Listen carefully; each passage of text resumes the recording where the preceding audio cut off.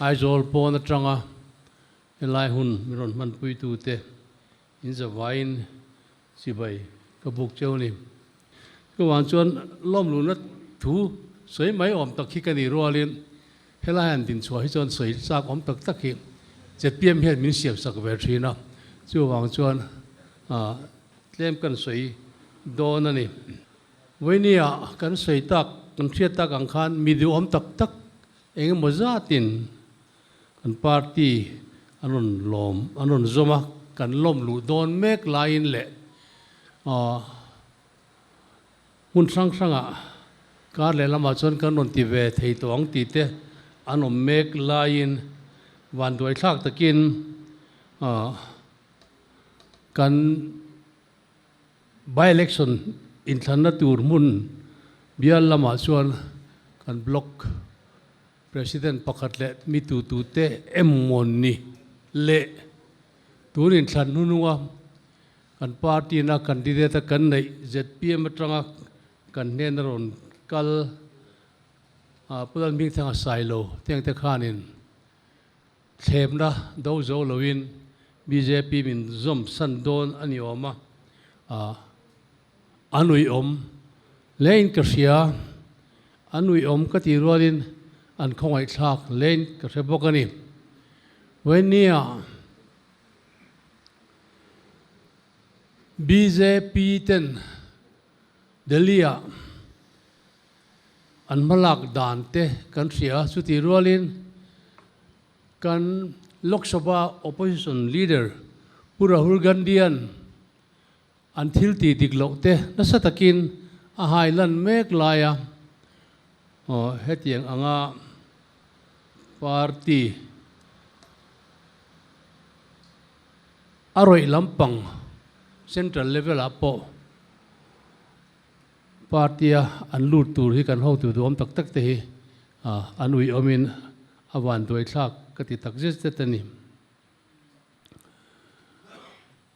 kan zalen na champa independent day ya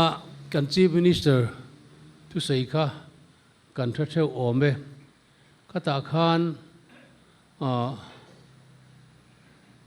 thu tam tak asaya a speech bualang chia lo teng te kha ai an pr in atu sei anga tarlan awma chuta chuan kan ram zalen na him tur le ramin ma son zel theinan prime minister Narendra Modi le atho puite kut ti chak tur te in ram tanarin omle in pum khatna wong tha tur te le state dal muang ber kanina te wong dung zel turin mi puite min som thu kha antar langani hei hi atar lang tu te sarkar thupuang tu ten nia an puang so lo tu ra ka ngaya ma se venia hian kan chief minister in pun Narendra Modi kut ti chak tura mizo mi pui min han som tamai hi awan doi thak tak zet zetin ka hriani a chan chu tun naya Christian te chunga hleilen na Chhattisgarh te pun sang sanga awma tun nai lok tak taka ni som paruk August teng te khan Raipur Chhattisgarh Basrang Dal le Viswa Hindu Parishad ten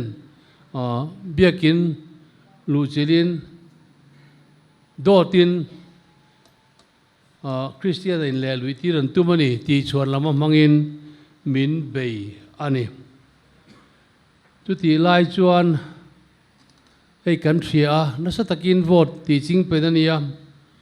tin chu baka thil mak deu chu India Vice President abang thut maya tuna hian khoya nge oma achan chin hriat zui hi pakhat ma om lowa engma athu sei hi presa tilan om lo bokani tin venia hian kan hriat reng tur chu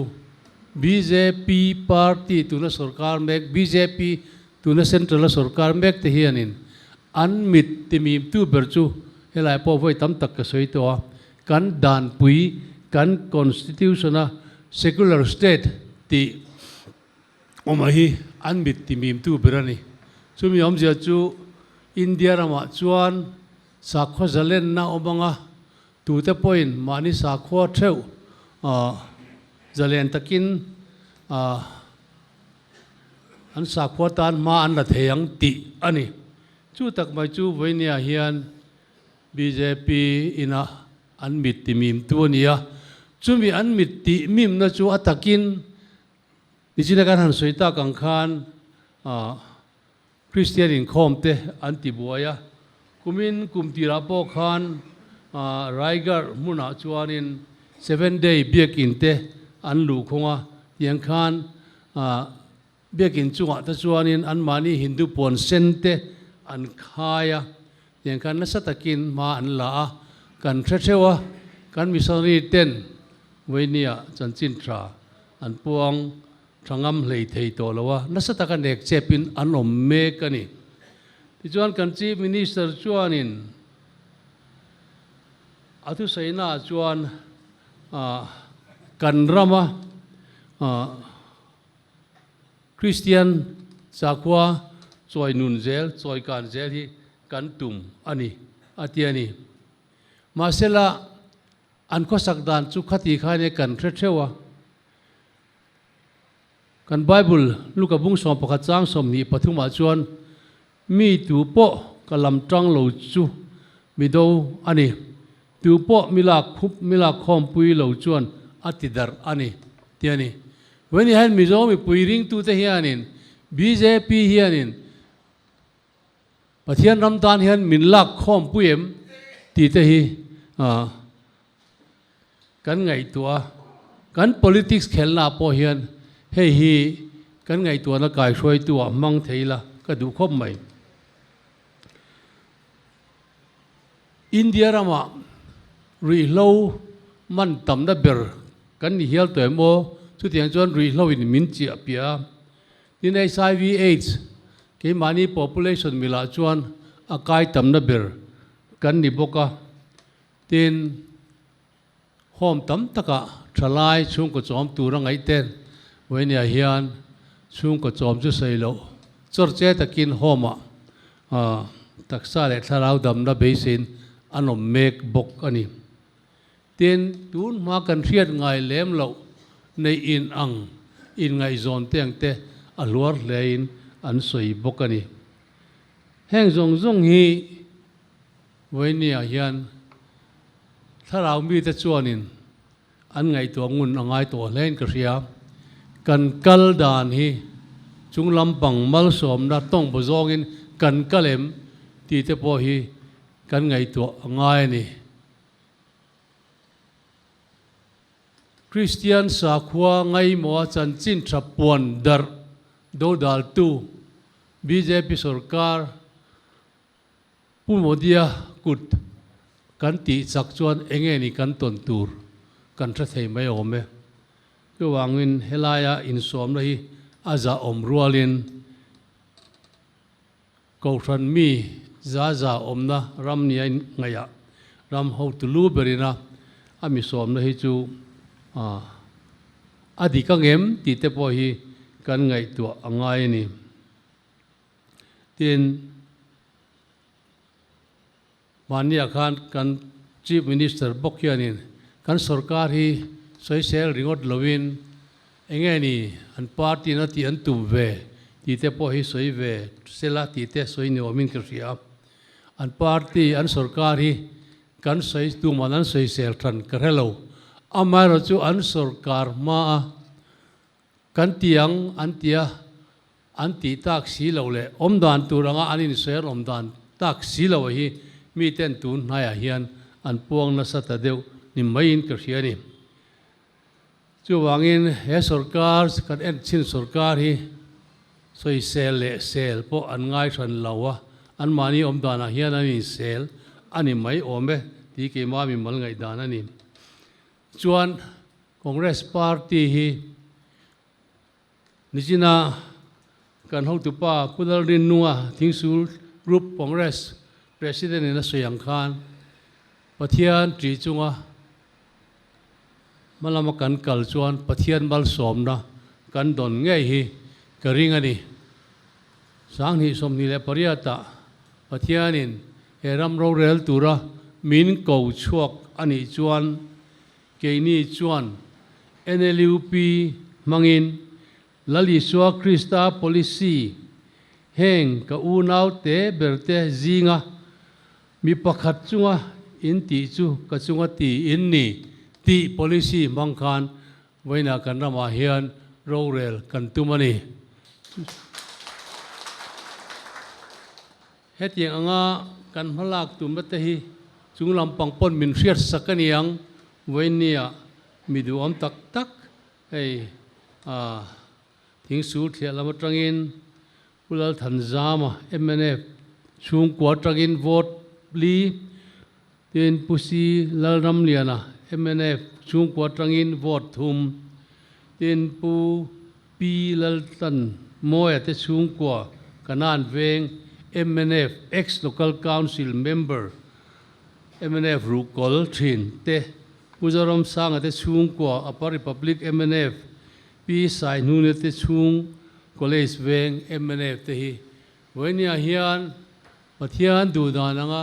kan ram kai khoi turin congress party a ke MPCC president hian lom takin ka lom lu tani ti ka puange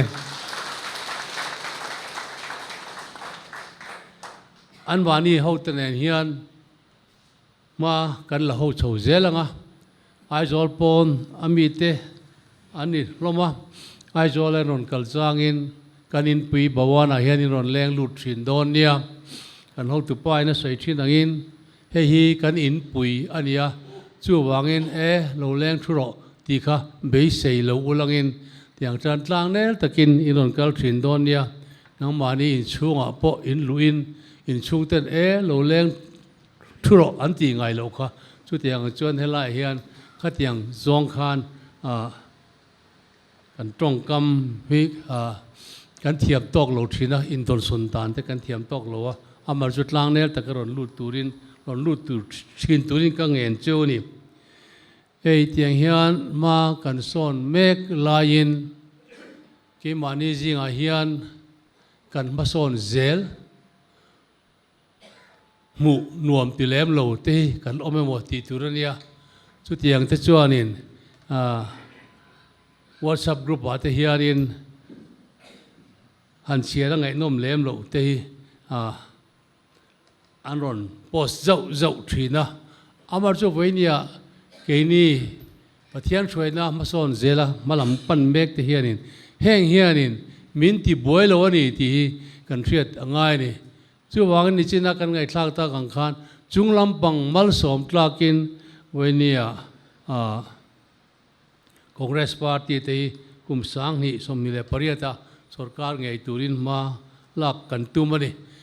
eng wain nge voinia hian hetiang zat member thar duam tak kan nei le tele kan nei to te le kan la nei le zel tura kan be sei te kan nei na sana hi voinia elaya congress suai tu te felwang le thatwang ni lawa pathian mal som na kan don ania chu ti rol chuan hun kal to congress party ten in thlanna an in tiam na ang katiang anti chu anti lotlin zel thina wangin voinia hian MNA patang tele ZPM patang te hianin an soyanga an om lo ma wang hian mizo mi pui an bei donga congress a hian bei seina thar an ron nei tani chu tiang ani wang chuan voinia hian member thar kan nei bel zel te hi chunglam pangmal somna ni ti shela thome a very warm welcome to Pu Matthew Anthony, our state in charge from AICC. Truly wonderful to have you back in our midst, joining our Friday political session and witnessing today the welcoming of new members to Congress Party. I'm sorry that my speech and most of the program will have to be continued in Mizo language. So I hope you bear with us. Welcome again. Ole, khang kha ka sei thei tok ni sila. Zawai chunga lom thu ka seya. Khong ai takin kan mi lom tharte a than pa kan in ko chok longa a thu sei turak odin ring da chu ain do tin lo chok với turi. Oh, kan in si bai phot don ni chu han ding teu le.